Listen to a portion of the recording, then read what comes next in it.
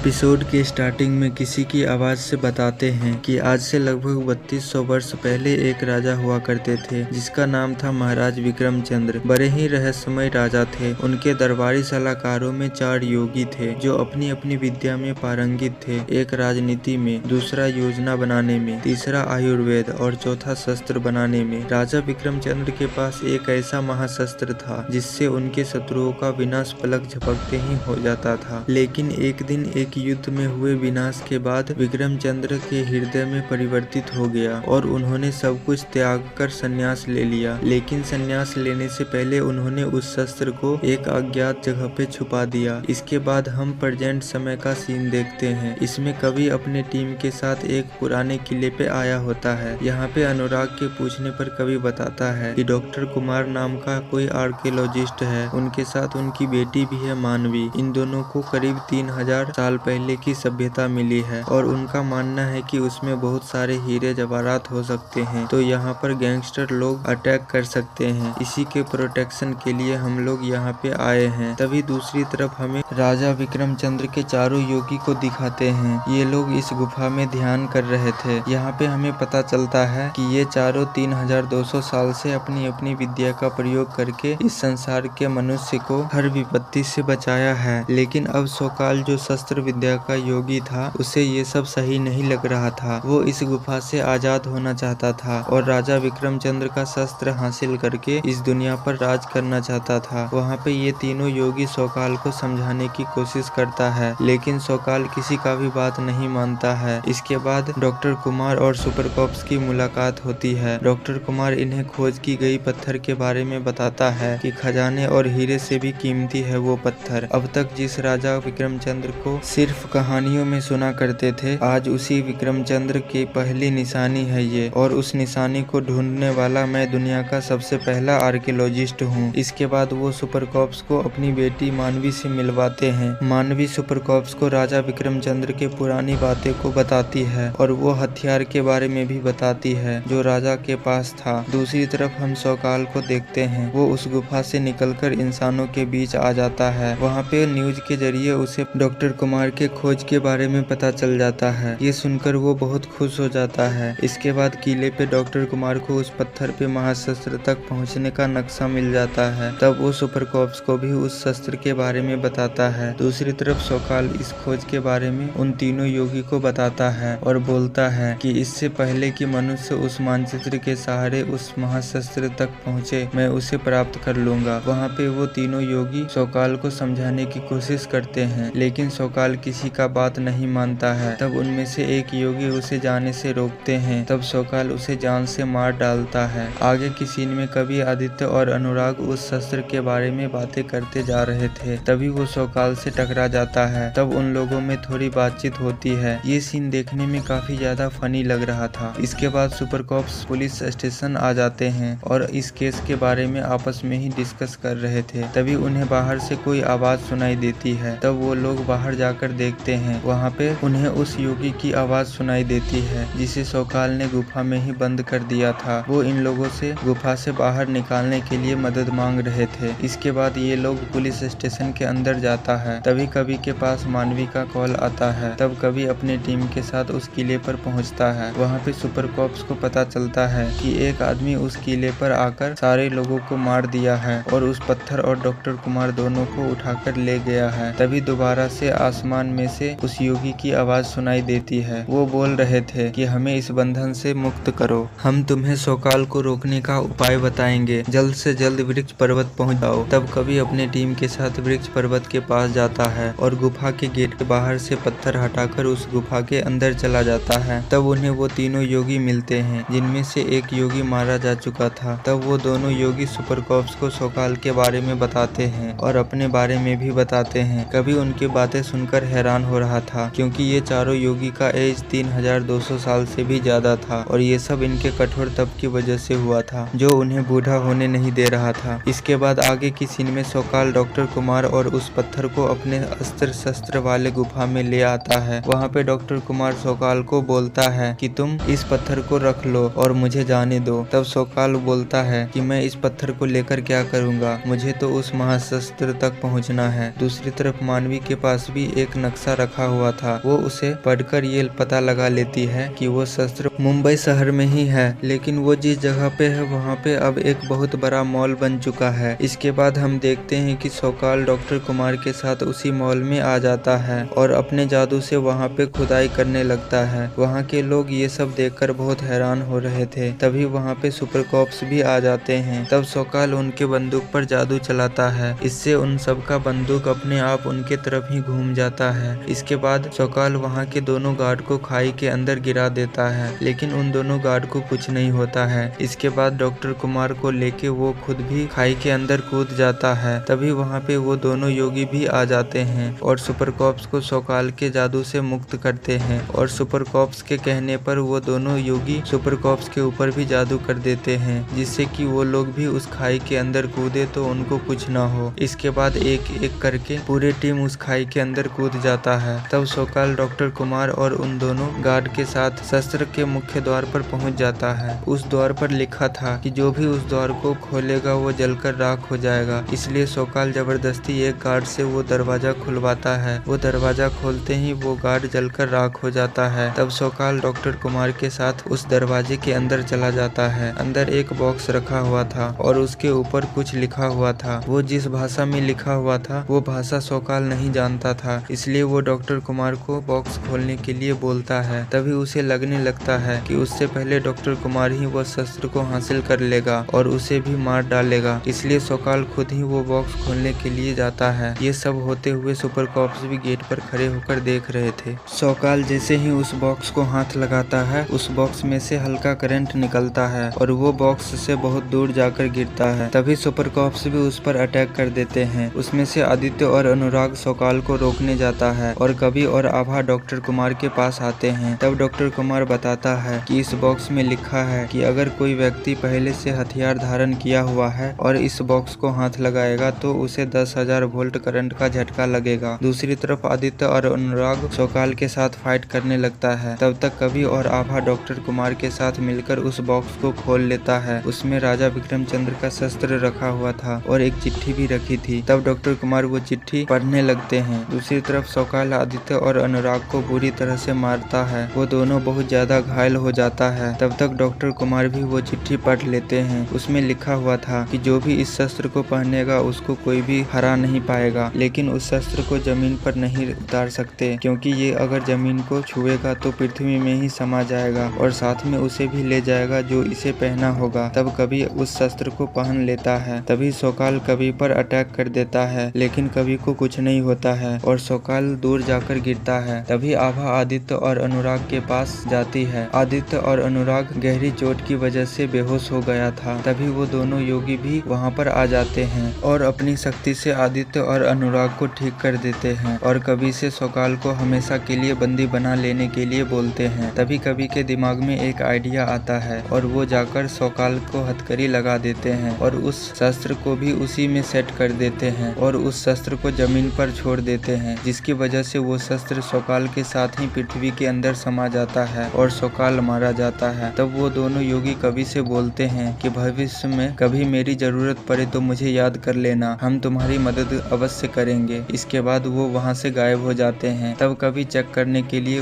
वो योगी को बुलाने लगता है कि कहीं वो दोनों योगी झूठ तो नहीं बोल रहे थे और वो दोनों योगी वापस आ जाते हैं और ये एपिसोड यहीं पे एंड हो जाती है। ये एपिसोड कैसा लगा दोस्तों, ये हमें कमेंट में जरूर बताएं और हमारे इस वीडियो को एक लाइक कर दें और आगे का एपिसोड देखने के लिए आप लोग हमारे चैनल को सब्सक्राइब कर लीजिए। मिलते हैं अगले वीडियो में। Thanks for watching.